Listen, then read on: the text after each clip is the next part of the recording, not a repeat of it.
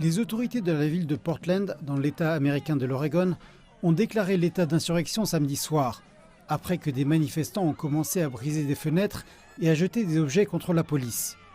Kyle Rittenhouse comparaissait devant la justice pour avoir abattu 2 hommes et en avoir blessé un 3e lors des manifestations contre les violences racistes policières de l'année dernière. Vendredi soir, la colère a empli les rues de quartiers comme Brooklyn à New York.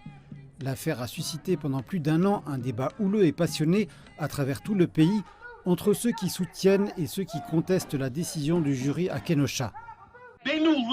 Ils savaient clairement et précisément qu'une grande partie de la population ne souhaitait pas que Kyle Rittenhouse soit exempté, mais ils nous ont ignorés.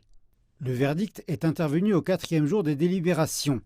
Kyle Rittenhouse, âgé de 18 ans, a été reconnu non coupable des 5 chefs d'accusation contre lui.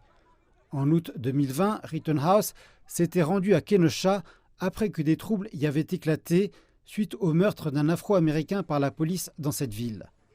Certains qualifient Rittenhouse de milicien autoproclamé. Chaque jour, j'aimerais pouvoir rentrer chez lui et me décharger d'un peu de ce poids qui pèse sur mes épaules. Mais je ne peux pas parce qu'il est mort. Et maintenant, ce système me dit que personne n'a à répondre de cela. Et cela me pose un problème.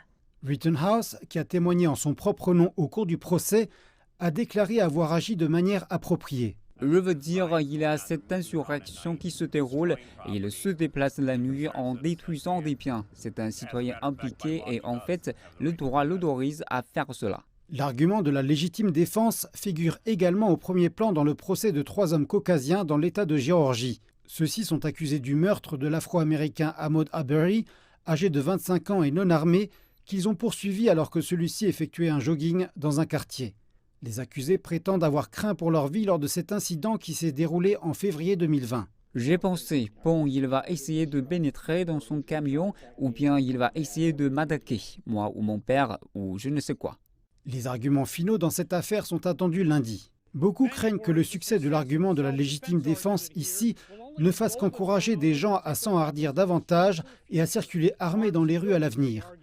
Les civils armés, disent-ils, n'ont pas le droit de tirer sur des gens en réponse à des risques qu'ils ont eux-mêmes créés. Vendredi soir, en dépit des voix qui se sont élevées et des dégâts épars, tout est resté calme ici à Kenosha.